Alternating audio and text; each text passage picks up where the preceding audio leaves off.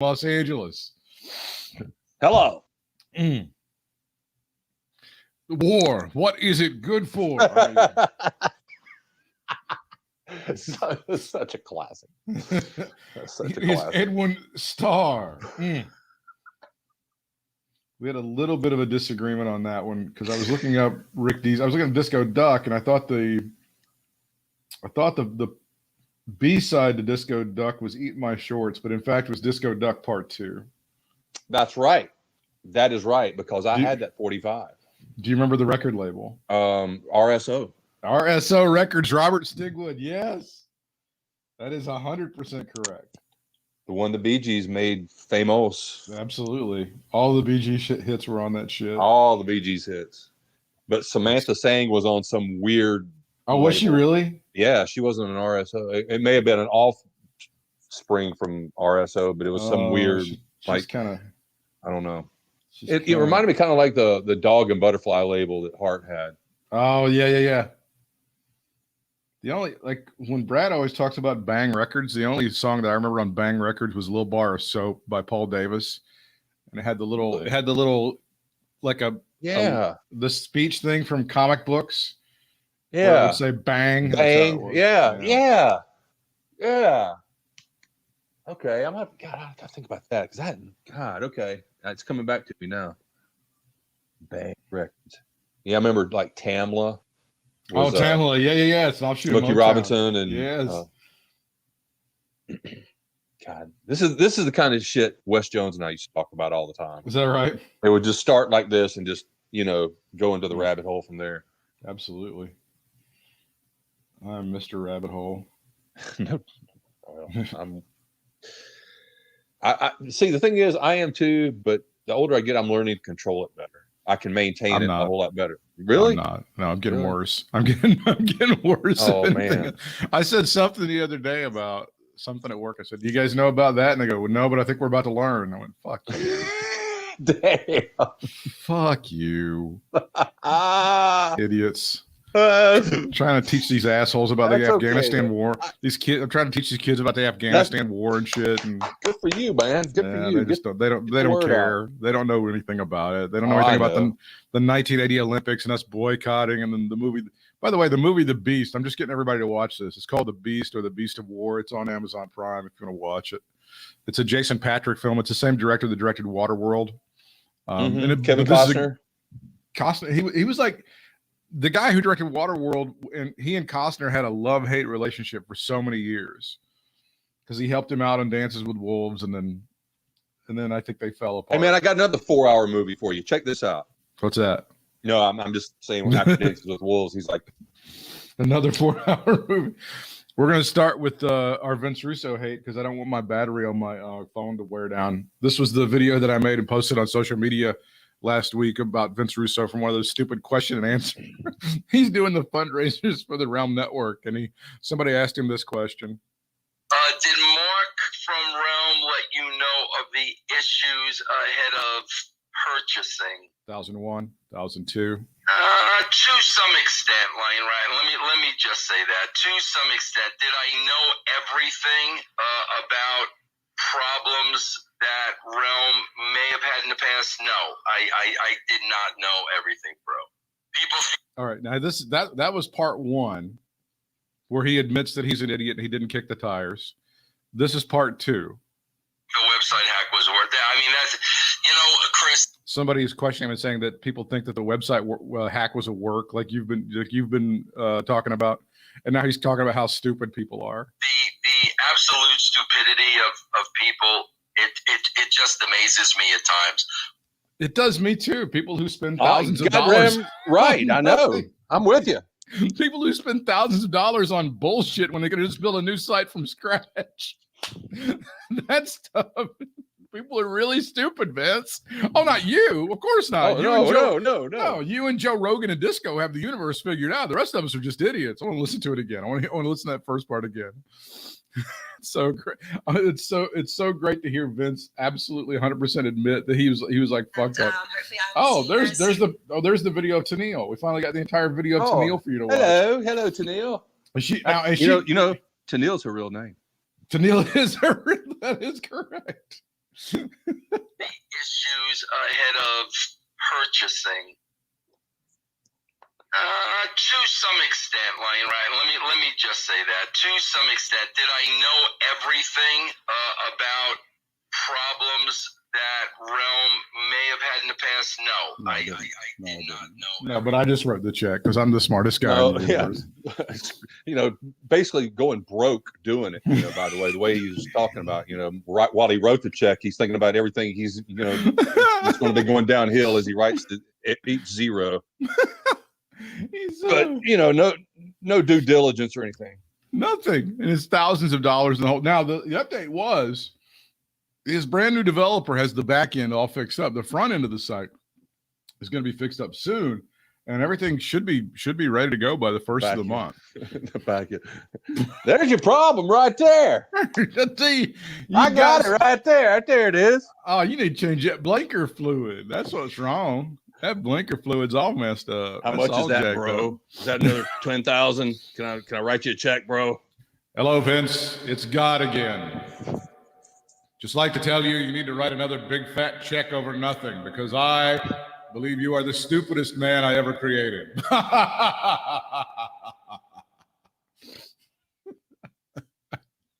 Well, I think if he ever hears this, at least he'll maybe be happy that you correlated him in religion. That's right. Let me just say this to you, Vince.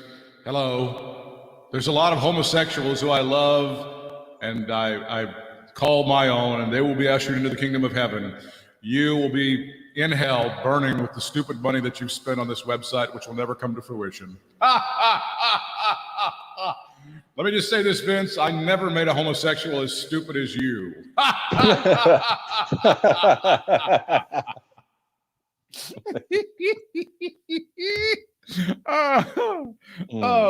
It's never. I'm sorry. I apologize if we're wearing you out with this stuff, but to me, it's never going to be not funny. It's never not going to be funny.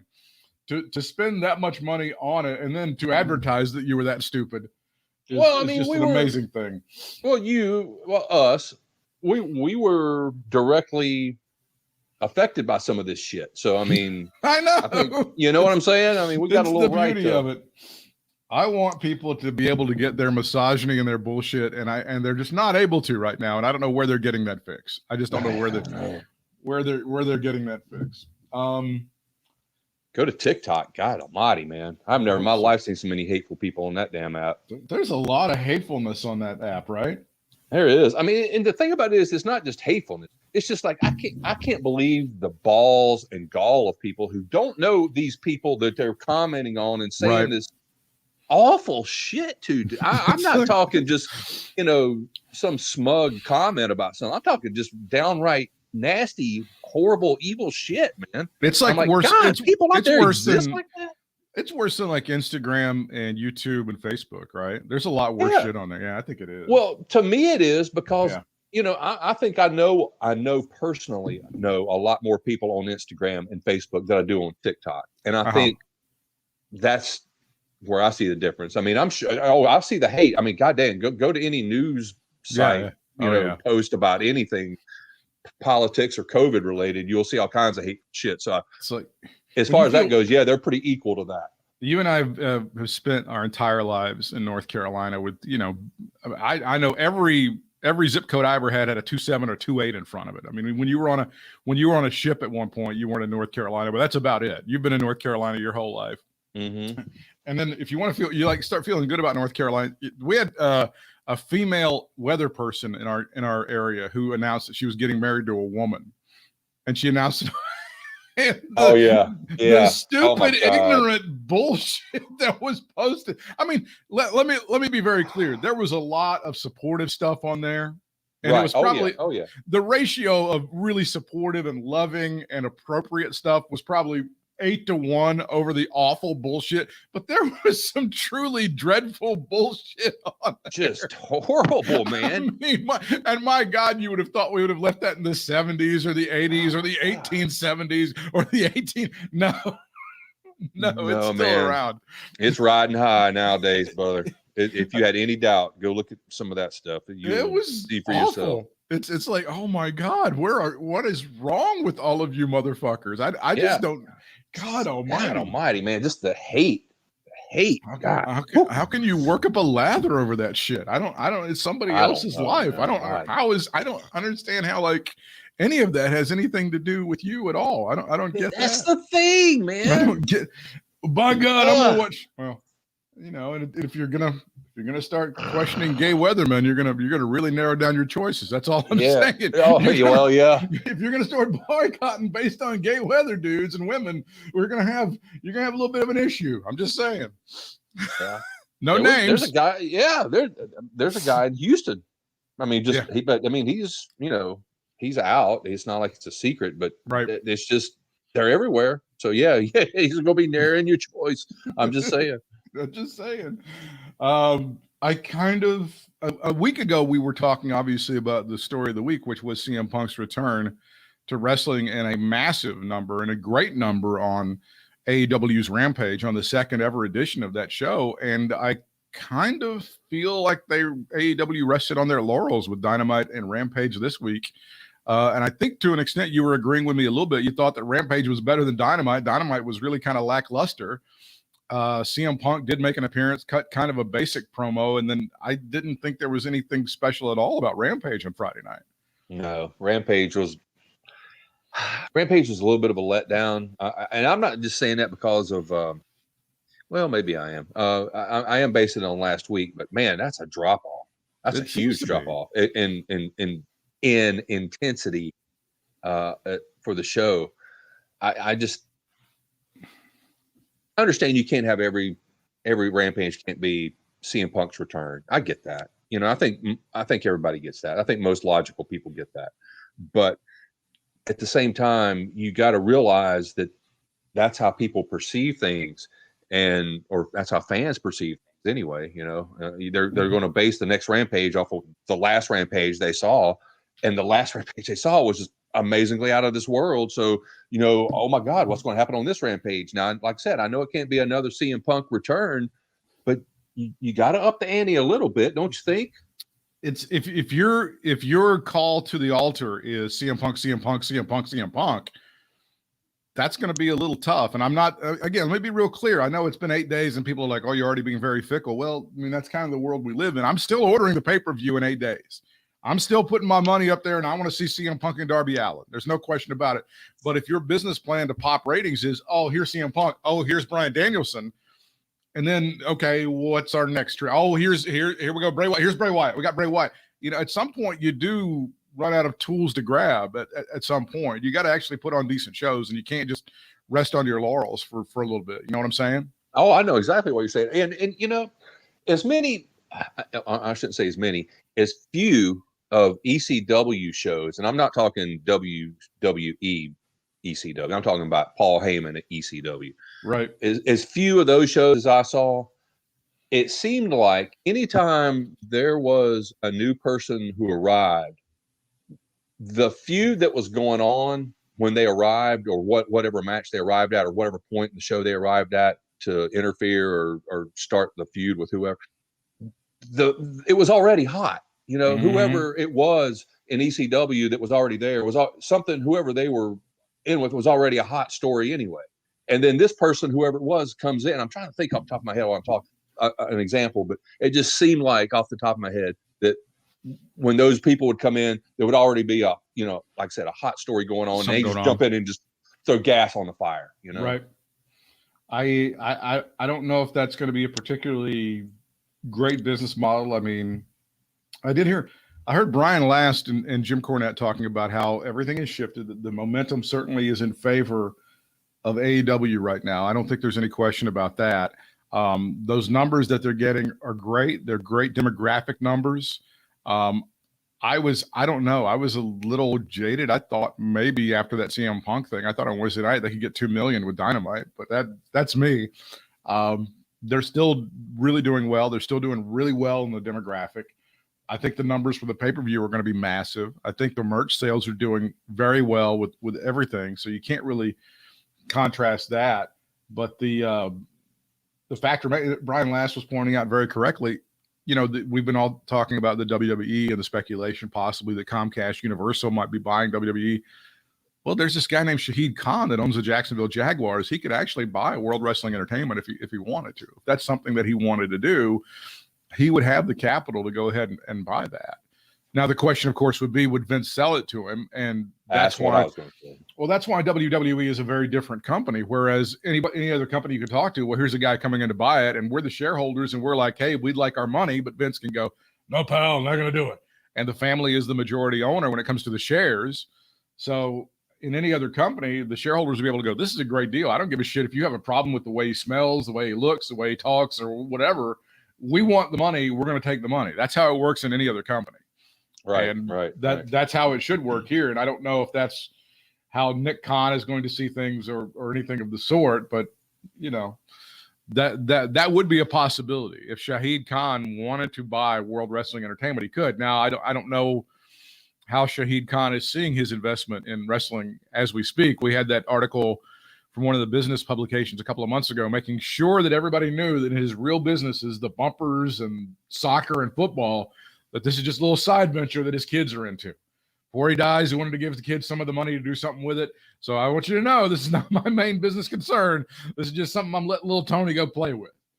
That way we can go over here and we can make some really good decisions, like signing up Tim Tebow. Yeah.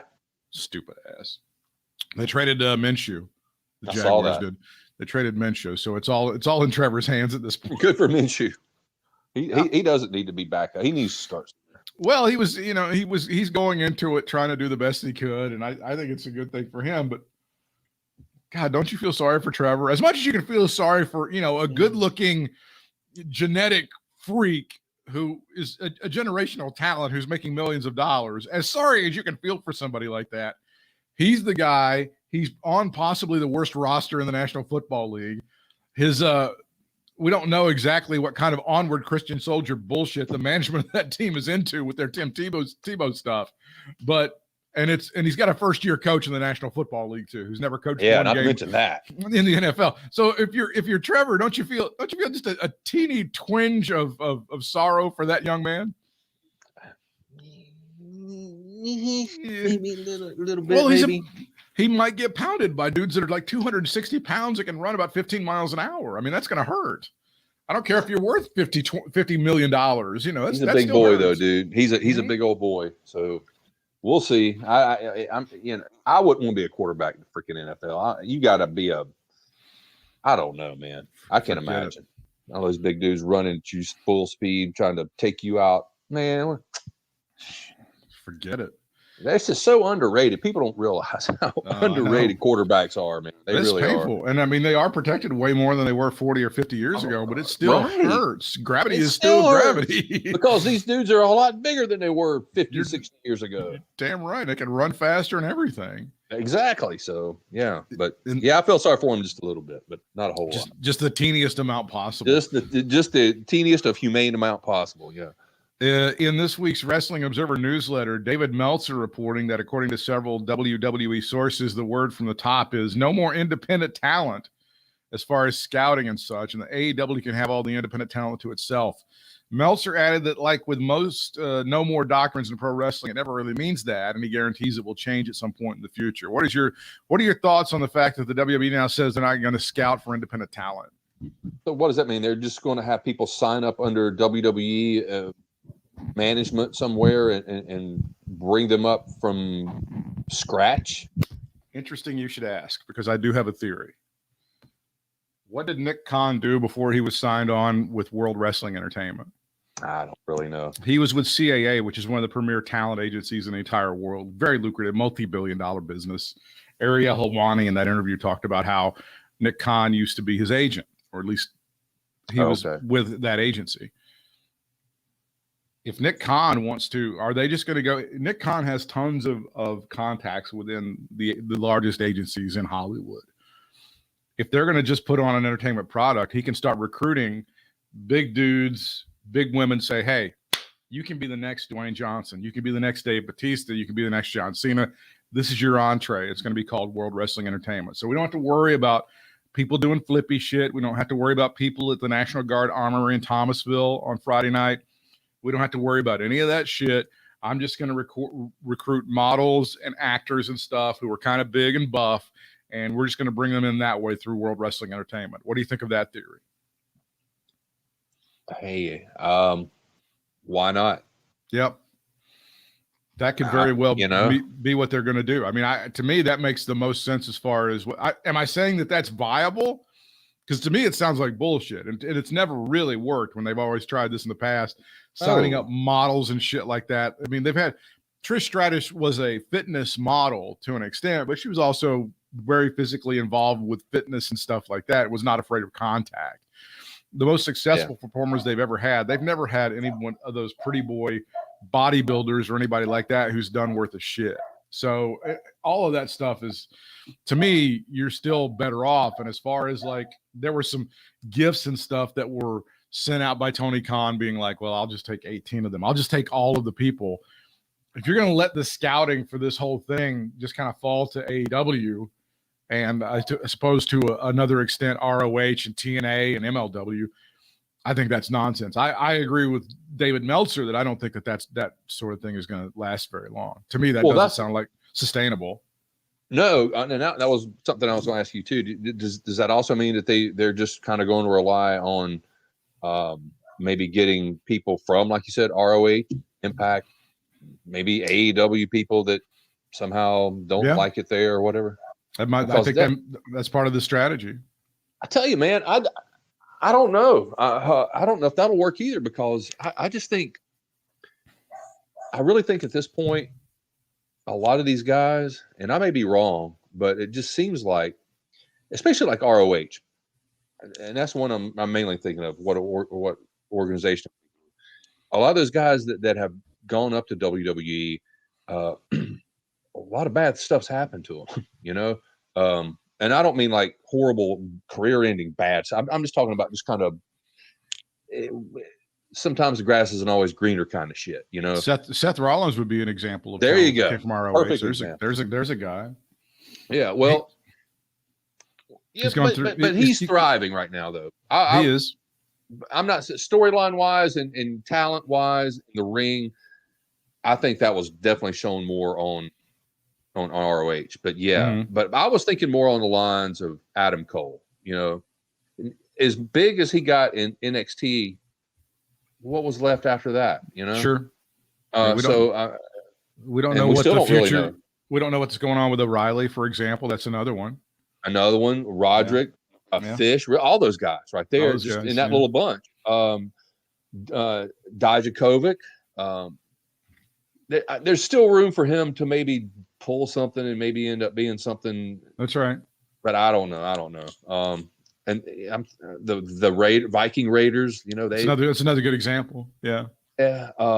Cesaro, he might be he's kind of like Seth Rollins in the fact that at least he's getting play, but it's, you know, they're not getting the full capacity out of him. Is it possible that Nick Khan doesn't know what he's doing? Now, I would never say that the man isn't a genius when it comes to brokering media deals, because he is. That would be stupid for me to sit up here and say otherwise, that he doesn't know because he can broker a media deal like it's an incredible skill set that he has when it comes to that. He's one of the best when it comes to pulling those levers and all that stuff. But as far as recruiting for wrestling and developing talent and stuff like that, is it possible that this guy has no clue about anything that he's talking about? Honestly, I don't know, man. I really don't know much about him. Like I said, I wasn't even sure what he did when you asked a few minutes ago before he came to WWE. But I've heard him talk, and he does sound like what you said, like a talent scout agency. He's a mover and a shaker. He's a lunch goer. He's one of those guys who walks into the Palm and they've got his table ready for him. He's one of those guys. Yeah. And he just seems to have too much control over talent right now for somebody who doesn't really have much of a wrestling background, if any wrestling background at all. You wonder if he'll get some pushback from the Bruce Pritchard, like the old school wrestling guys, or Bruce Pritchard's too much of an ass kisser to really challenge any of that. That's a bad example, maybe, but it feels like Moneyball. You got to think somebody back there, somebody like I know Dean Malenko's not there anymore, but somebody like a Dean Malenko type person back there going, who is this dude, man? Why is he making calls that he's making? And there's got to be somebody like that that's fed up with it, don't you think? Paul Levesque might be a guy who would call him out on some shit, depending on where. I hope. Paul Levesque seems to be the kind of guy that navigates the political waters, knows where the temperature is, knows when it's time to step out, knows when it's time to shut the fuck up. And that's what's helped him out currently. But I don't, at this point, it's really hard to tell. But this feels like Moneyball. If you saw the movie Moneyball, when you had all of those old grizzled scouts that would go to they go to these Mexican League games, and they go to these games in Vidalia, Georgia and shit, and they would try to scout out guys. And then these new idiots come into town and they start going, well, we need more people that bat 286 with OPS and then make contact with the ball with 2 outs and shit like that. They resented those guys. That's what the Nick Khan guys feel like, the Billy Bean Moneyball contingent. And it feels like the other side of that is the guys that go to the Jim Ross guys and the Gerald Briscoe guys who go to the college campuses at University of Oklahoma, University of Minnesota, and try to scout out guys like that. You know what I'm saying? Yeah. So I don't know exactly how that's going to work out. This story comes to us from Bleacher Report, but it's been in several places. Fox reportedly was not happy that WWE didn't make a greater effort to bring back CM Punk before Punk signed with All Elite Wrestling and debuted on Rampage 8 days ago as we record this. According to Mr. David Meltzer, Fox executives were very upset with the way the Punk situation went down, especially since Fox had a good relationship with Punk from his time on FS1's WWE Backstage in 2019 and 2020.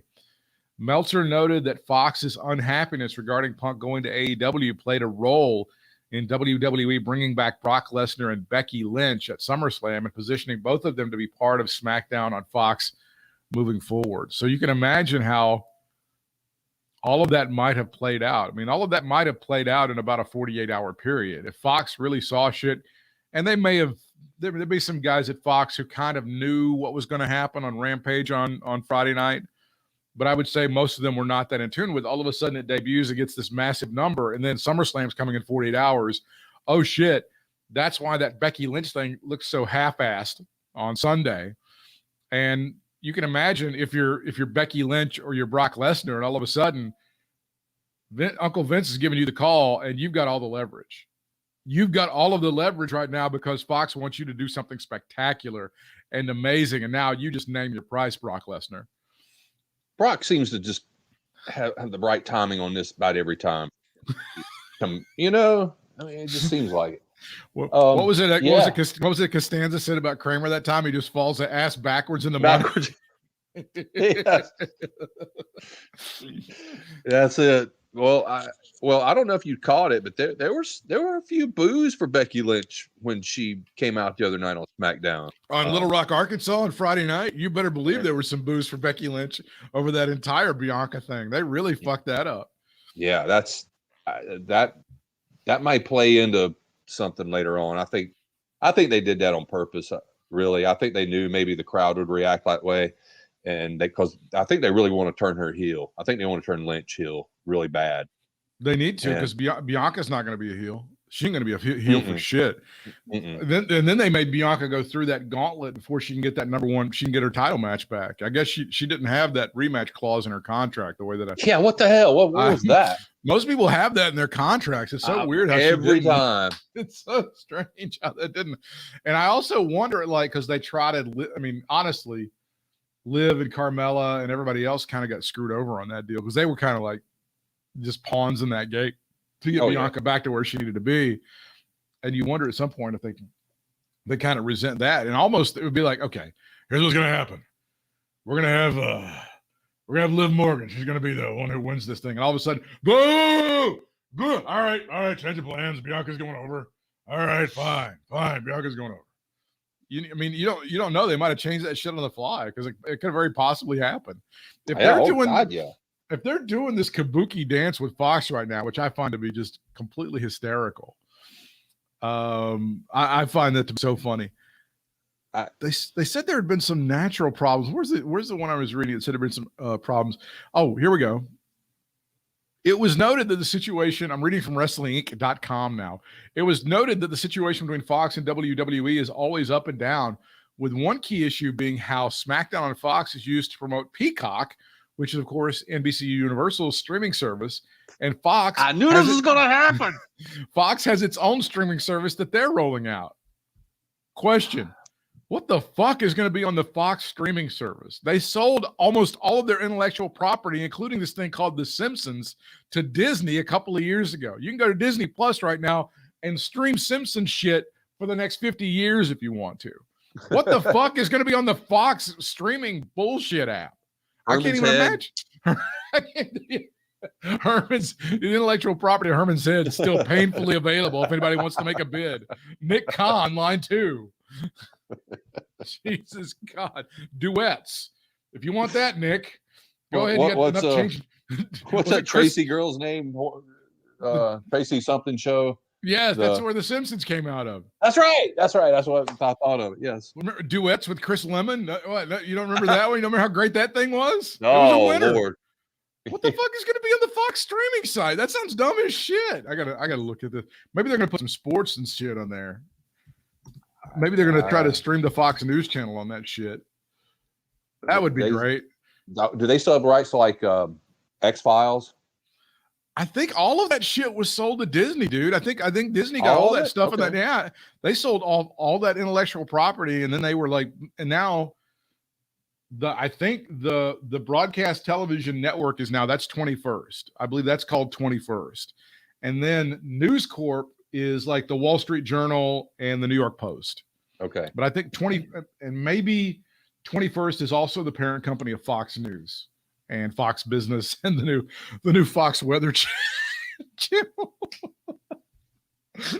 The new Fox Weather channel. Can they really F up the weather? You think they it's always raining on Nancy Pelosi on the Fox Weather channel. Yeah. I can see her little face up there. Is like anytime there's like a hurricane or something, they put her little face on there and shit. It doesn't have anything. Oh, wait a minute. Tubi is their streaming service. Okay, well that makes sense. But then there's other shit on there. Who is Fox? Yeah, Fox? I didn't know. Tubi is also. It says, "Here's what's coming to Fox streaming service Tubi in September," and it's just got like a bunch of. Oh, you're gonna want to sign up for this thing. Stand back. There's a hurricane coming through. You ready? Yeah. Blade Trinity from 2004. Oh, okay. Stop right there. That's all I take my money. Cop Out from 2010. Jesus Christ. You can't even. House of Wax from 2005. Labor of Love from 2020. What is Labor of Love? This sounds like a shitty ass movie. It sounds like an Anna Faris project or something. No doubt. Something. Some Hallmark movie. Maybe I think it's a game show. I think it's a game show that they're putting on there. That's funny as shit. Letters from Iwo Jima. Mortal Kombat Annihilation from 1997. 1995's Piranha. I'd rather watch somebody play Mortal Kombat than watch that. And The Pledge from 2008. Oh, this sounds good, man. I got to sign up for this shit. How much is this? I don't know what Tubi signs up, man. I got to check.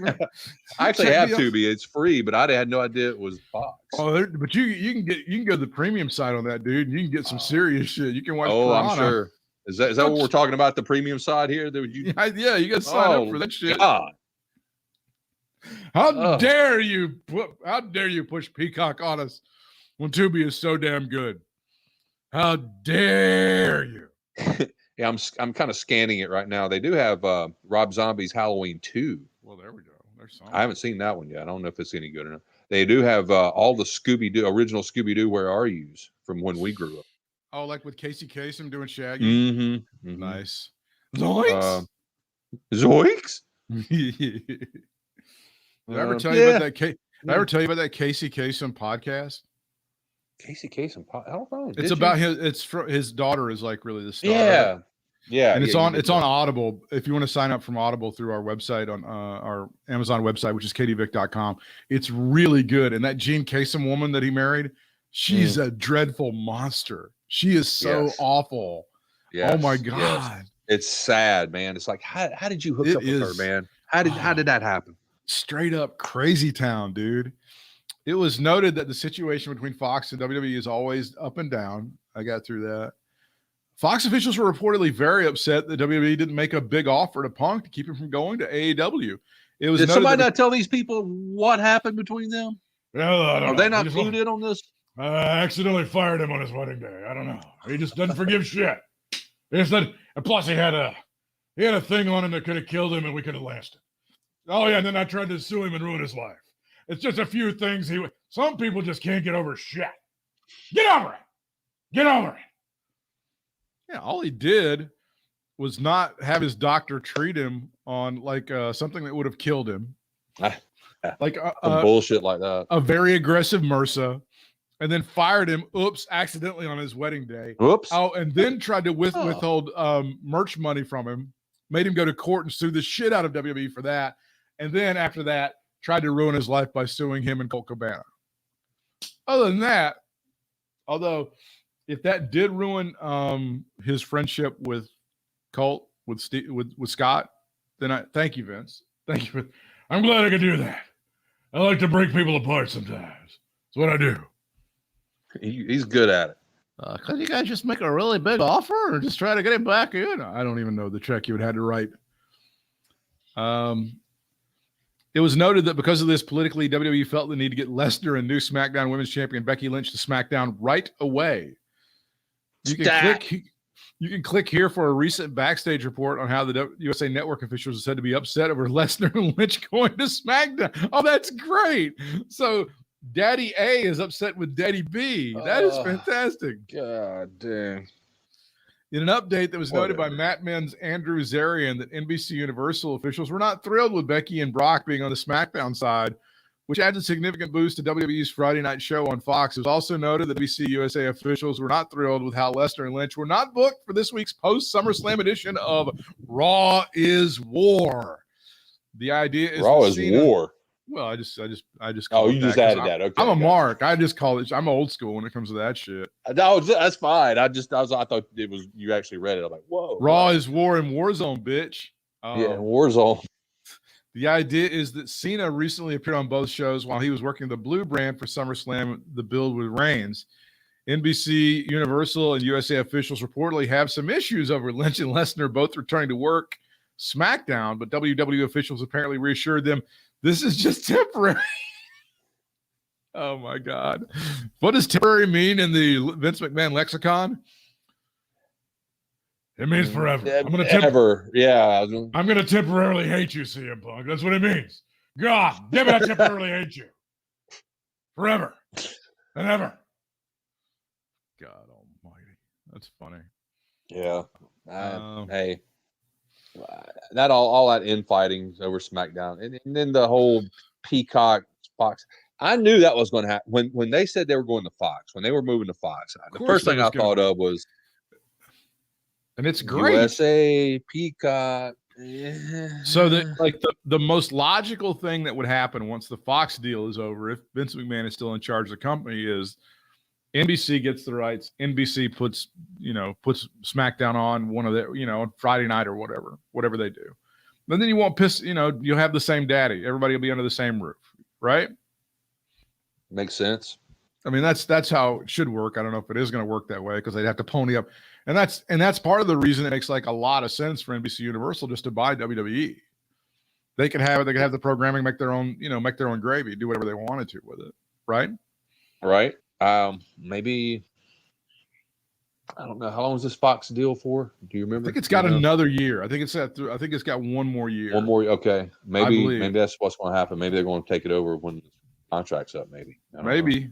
I'm sure Nick Khan's he's all over that. He's already negotiating. I'm sure without negotiating. Probably. Oh yeah. Wouldn't doubt that. When does WWE contract with Fox expire? 5. So it's 2023. So we got 2 more years. Oh, okay. 2 more years is what it's going to be. So that's still less than I thought. I thought it was. Oh, wait a minute. It's actually 3 more years. Okay. SmackDown would debut on October 4th, 2019. So it's 5 years from that. Yikes. 2024. Right before that 2024 election when Donald Trump's coming back to us, buddy. Yeah. When Trump finally resumes his throne. I just, God almighty. When it was said that NBC Universal USA reps were told not to worry, as WWE has plans to shuffle the deck, wink, wink, when it's time for the Shuffle draft. the deck. That's what they're going to do.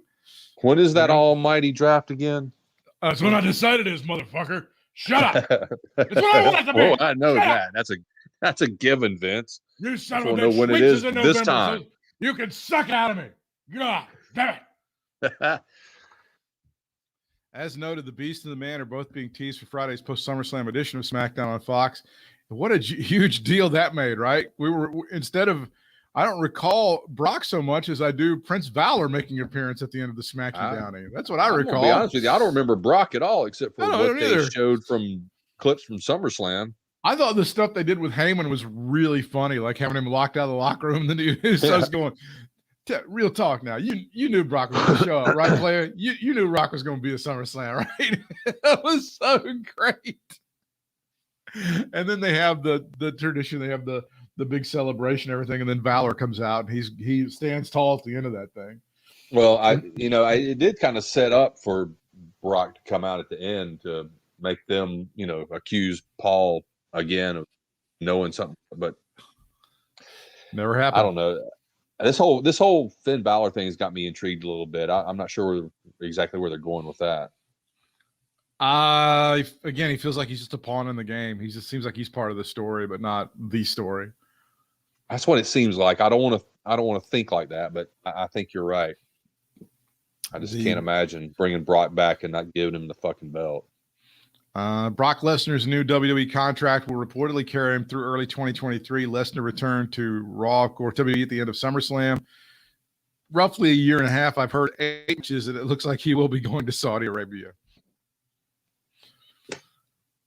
You do wonder if terrorism in general is ratcheted up throughout the Middle East based on current activities in Afghanistan. And I know Afghanistan is a long way from Saudi Arabia, but still, this could be the entire area could be problematic, shall we say, for the next little bit. You do wonder if they might reassess those plans, and if there might be some families who are on board with going there who might be going, I think we're going to take a flyer on that. Thank you.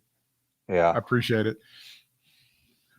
it. Honestly, I'd be nervous going over there just based on the history of shit that's happened in the past. Exactly. With WWE, and I'm not talking about world politics else. and everything else. Yeah. But yeah, I don't see it good in anything but worse. It doesn't look like it's going to be good. It might stay the same, but if it gets anything, I don't think it's going to get better between now and then for sure. Yep. And now you wouldn't catch me going over there. It doesn't seem good. It doesn't seem good at all. But talking about Lesnar, I complained a lot about him. Obviously, I'm sure you recall. I seem to recall. I may have had 1 or 2 kind words about Roman Reigns over the years. Yeah, right, exactly. So, but it was only because he was never there. I didn't mind him being the champ. That was not my problem. The problem was being the champ and never being there. That was the problem. I don't care who held the belt. If you weren't there, then it just wasn't right. But we went all over that. So my new thought on Brock Lesnar, as far as my Supermark dream booking, is he forms a faction with Gable and Otis, and they have kind of that natural thing going on with Gable being a great amateur wrestler, and of course Brock being a great amateur wrestler, and then Otis is a big old mean-looking tough guy right now, badass, and he looks like maybe the next generation of Brock Lesnar. Yeah, that's my new dream Supermark booking, is that those 3 form some sort of faction. I like it. I like that. Funny you should mention that, because I was going to bring up Chad Gable. Did you by chance see that match with him on? Yeah, I did. Dude, I don't know, and I do know. I take that back. I do know that he's small, and I do know that's why he doesn't get the push that he gets. That being said, he is just as big as Adam Cole, right? As Finn Balor, right? And Kofi, sure. AJ, yeah. He's as tall and god dang, man, I don't understand why he does not get pushed like you, because he is so good in the ring. when Alpha, what was it? American Alpha were together. I'm like, this team, I like them. Absolutely. I thought they were really, and all the stuff happened with Jordan stuff, and things kind of went sideways with Gable. But I think this is the time, if you're going to tell, if Gable's going to have a chance, I think this is the time, because people love to boo Otis as much as they like to cheer him when he was a babyface. So I think now's the time to move Gable. And what you just said about Brock, if they do that dude, I think that would be perfect, because that would elevate Brock. That would elevate Gable, and I think I think Gable and Otis are right at the level now to where if Brock came in, I think the fans would accept that. You know what I'm saying? Oh, I agree. And I think Gable's got a bit of he's got a bit of charisma when it comes to that heel stuff. I think he's got some of that too. Oh yeah, definitely. He's kind of like Angle in that factor. That faction is one of those that could benefit greatly from some sort of a manager or something like that. And I don't know specifically who you would get. Even a Shane McMahon or somebody like that would be somebody you would want to bring in. But they could, if you had a faction like that, they could do pretty well with a manager. And you could have Shane McMahon kind of counteract Paul Heyman. Mm-hmm. I'm just saying. Even if they couldn't find a manager, say, right. I think Gable can hold his own as kind of being the spokesman for something. He's no Paul Heyman. But who is? But I think again, this is where he's done well so far with just him and Otis. This is where I would love to have like a Truth Martini. If they would ever look at somebody like a Truth Martini to come and go, oh my God, Truth Martini would be amazing in a role like that. I think about him once in a while. What happened to him? Do we know? He ended up just going away, and he was in a wrestling school or something like that. I thought the guy had an amazing story. I really did. That would be great. I don't know, but it's just you brought up Gable, and it's just funny because I was going to bring him up at some point because I was watching during that match on SmackDown thinking, God, man, he's like Angle, man. He is just as good as Angle in that ring. He is so just precise. It felt like when he and Jordan were together, that was kind of a next extension or kind of a nod toward the world's greatest tag team. I think so. I think and that's why I think I liked him. Right. And then now this is sort of that, but it's also like he's got all the amateur shit. He can do all the moves. And you got this brute with Otis who will just beat the shit out of you, which I love. I think it's fantastic. Yeah, I'm with you, man. I'll take this over the Viking Raiders any day. And I like those guys. I like the Viking Raiders. I just don't like the gimmick. But I hope Gable at least gets some sort of push out of all this. Cash Wheeler returning to Twitter Wednesday night with details surrounding the gruesome injury he suffered last month. We've seen some of the pictures. Not quite as bad as your thumb. Would you like to hold your thumb up for everyone? Oh, it's all there. Oh, there it is. It's all together. Yeah, how's your pain management going? It's not too bad. The only time it hurts is if I touch the actual where the stitches are. Yeah. But that's why this is on here. So Brian accidentally put some A1 sauce on his thumb and then just sliced it. It looks so good. Oh no, that's my thumb. Shit.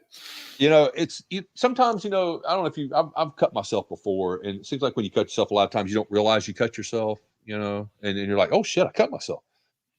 Like when you shave, sometimes you don't feel, that's not bad. But let me tell you something. You knew. I knew this was a problem. And not only did I know I cut myself, I knew as soon as it happened, I'm like, I got to go to the hospital. Right, because you're like, here's just a rule of thumb. Pardon the term. The pun. I like that. If you can't get the bleeding to stop yourself, you have to go to the hospital. You can't. Good rule of thumb. And that's what was happening. I did with an immersion blender on this finger, and I was like, well, I can't. I'm trying. I can't get the bleeding stopped. Yeah. So let us go. Did you have like big, huge, like monster droplets coming down? It was a lot. It was a lot. Yeah, that's what I. Yeah, that was good. It was not. Yeah, it wasn't like a small drizzling rain. No, it was on the Fox kitchen looked like a damn crime scene, though, man. Because when I took my thumb, I was like, and I slung my thumb up like that, so it just slung the blood everywhere. So on the Fox Weather Channel, they would have said it was the droplets of blood caused by Joe Biden's sin. So. But I'm glad you're okay and you got it cleaned out. And the worst part about that is chance of infection, but you got it treated quickly, so you're good. I did. Yeah, I lucked out and got 6 nice stitches in it, and you You got to get those taken out. Yeah, it's not Oh, even the dissolving kind. I've actually got to go get them removed. So because sometimes they can. I was lucky though, to be honest. I mean, that was pretty dude. That was a nasty cut though. I saw that shit. Man, this just I couldn't look at it because I knew it was so bad. I just couldn't look at it. You the first time I looked at it when I went to the hospital and I'm sitting there waiting for the doctor to come stitch it up. And I reached around and took my phone and put it around to the other side of my thumb and took the picture and then looked at the picture. I didn't want to actually just turn my thumb around and look at it. I had to look at it as the dude used the fish hook to stitch it up. I had to look at it just to see what he was doing. Oh, I had to do it. I couldn't do it, man. Just see what he was doing. After I got a couple of them in there, I was like, all right, I don't need to do this. That's cool. I'm good. But he uses that fish hook thing and he starts stitching and like that's talent, man. I don't think you were that far from seeing some bone, man. If you're going a little bit further, I think we would have seen some. It was bone. Close. That's pretty deep, close. Dog. It was real close. I'm anxious to see what it's going to look like once it heals because I may have a effed up thumb for the rest of my life here. You get a worker's thumb, pal. That's a good job there, pal. Yeah. Way to go. Thumbs, William. It'd be like Mick Foley. It's just a boo-boo. Daddy got a boo-boo. That's all. Yeah, Daddy got a boo-boo. Well, Daddy, your head looks like a vagina. It's just a boo-boo. Don't worry. Nothing to worry about, Noel. Everything's good. Shake it off. Cash Wheeler returned to Twitter Wednesday night with details surrounding the gruesome injury he suffered last month. The July 28th episode of AEW Dynamite saw FTR take on Santana Ortiz. This was live in Charlotte when you were there watching. Yeah. You didn't know anything that had happened, but then all of a sudden he rolls out of the ring and he's gone, and now it looks like his career may be in jeopardy. I'm telling you, man, we were on the total opposite side of the ring. So when it happened and he jumped down, it was so far on the side we couldn't see it. So we didn't even know if it was a work or what. But yeah, man, that was just horrible. I can't imagine.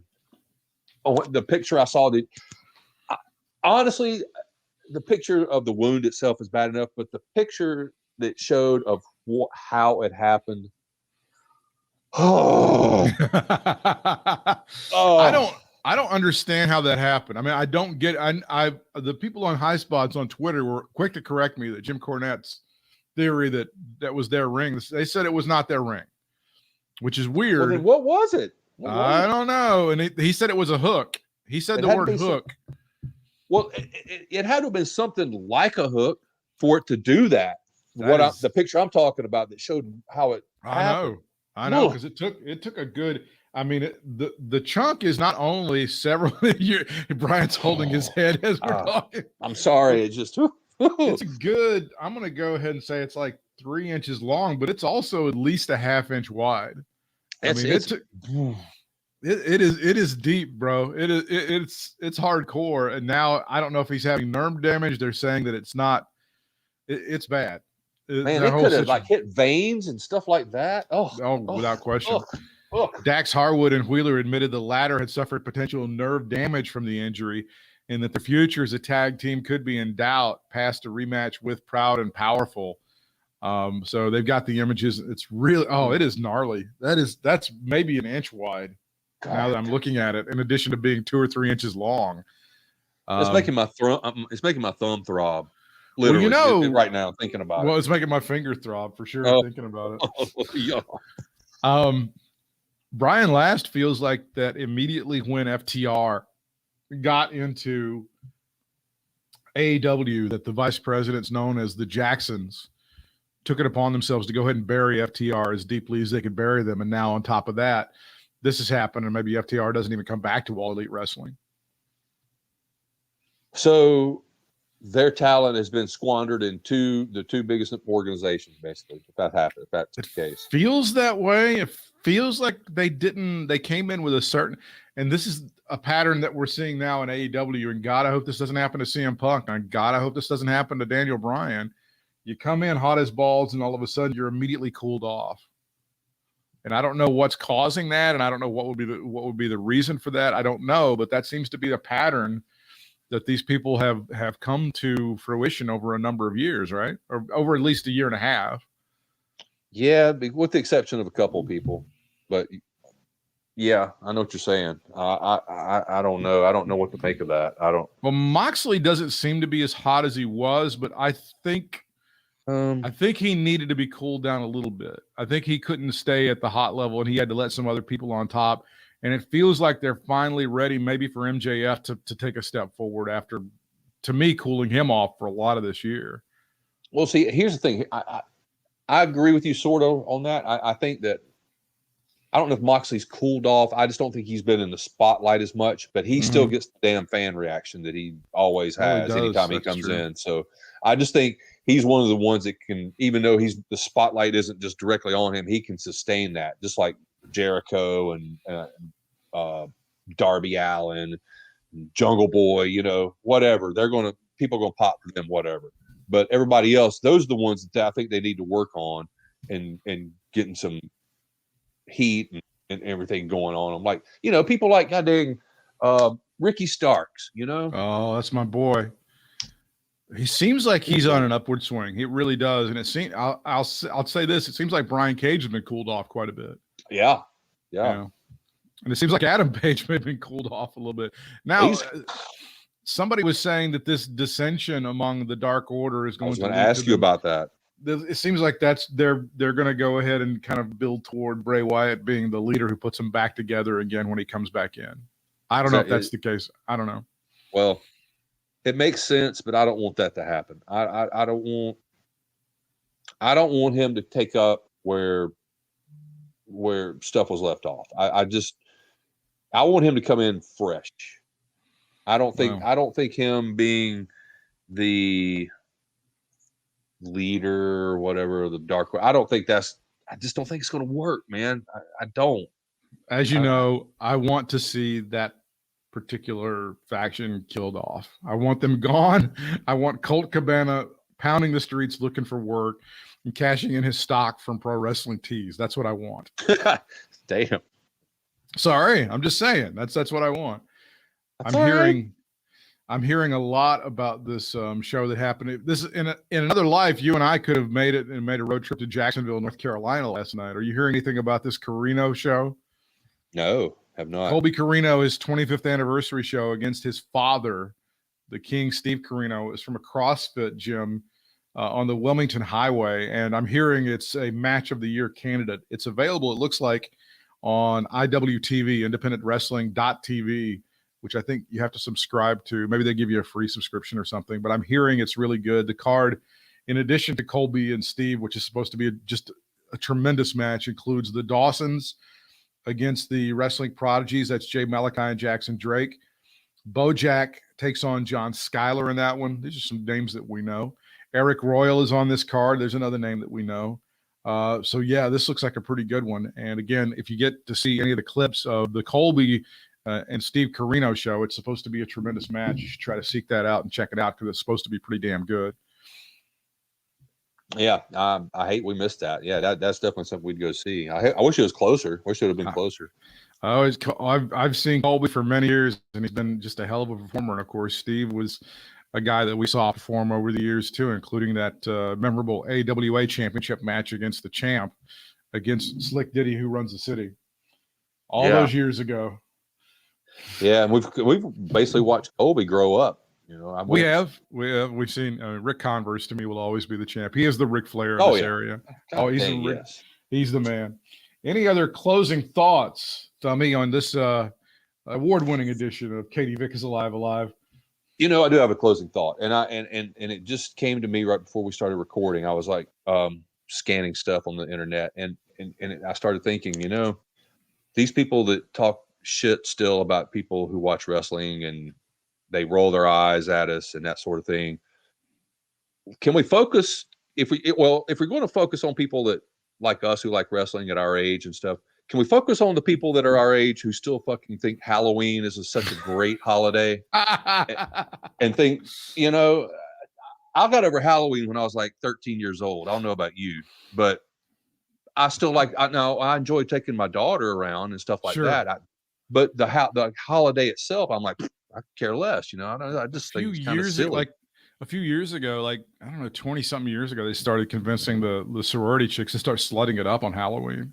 That was like how they kind of renewed the whole thing. Well, I mean, it had its my fraternity had a haunted house every year, and that part was fun just because we'd raise money and stuff. And it was, we were just doing it for Halloween, but it's not like I got all geeked up because it was Halloween. I just did it to help us raise money for the damn fraternity. I think some of those Halloween stores have already opened up. Like they just open up, like then they turn into Christmas stores right after Halloween. Oh God, yeah. Well, I mean, I know like Walmart and Target, they've already got the candy corn out. It's not even September. BJ's has the costumes and shit out. Now I haven't seen the costumes yet. They've got like the whole for a little kid, they've got the whole Spider-Man thing. Like it's all padded up and everything. Yeah. Oh yeah. We had to get the shitty ass mask with the carcinogenic latex in it with the one rubber band. We had that. They've got like a fucking Hollywood special effects suit that makes them look like, Jake Gyllenhaal Jr. Like attaches to the skin almost, just. I remember a few years ago driving around in Chapel Hill when I was driving over up there on Halloween. I think I saw 3 separate Ric Flairs walking around Franklin Street. With the robe on and all that stuff. That's the greatest. And then of course he gets in a fight and she get top of the hill. He gets in a fight that time. So it's probably where all those people got the idea from. It's if 2008. you looked at them close, they'd probably have like bloody nose and a black eye or something. I believe that would be in 2008 with Mr. Flair, and it was right before he filmed the thing with High Spot, so you can see the black eye from the actual. Furthermore, I think it was over a fight over somebody talking shit about Sarah Palin. From what I gather from his comments, I think it was. I think he was defending the honor of Sarah Palin or something. No. Oh, you can follow Bryant on social media and get really gnarly pictures of his thumb. On Twitter, it's at Bry Sports, and on Instagram, it's at Bry Sports. I am at Britt Whitmire, BRITTWHITMIRE on Twitter, and on Instagram, it's BDub for Reals, BDUB 4 REELZ. And the show on Twitter is at Katie Vick Alive. If you'd like to check out the politics podcast that I do with Brad Krantz every day, that's at Brad and Britt. At Brad and Britt, it is the Brad and Britt cast. Available iTunes, Spotify, and everywhere that podcasts are served. If you'd like to help us out a little bit and shop at our Amazon store, you can do that and buy your Halloween shit right now. It's katievick.com. That is katievick.com. Till next time, fans, we'll see you ringside.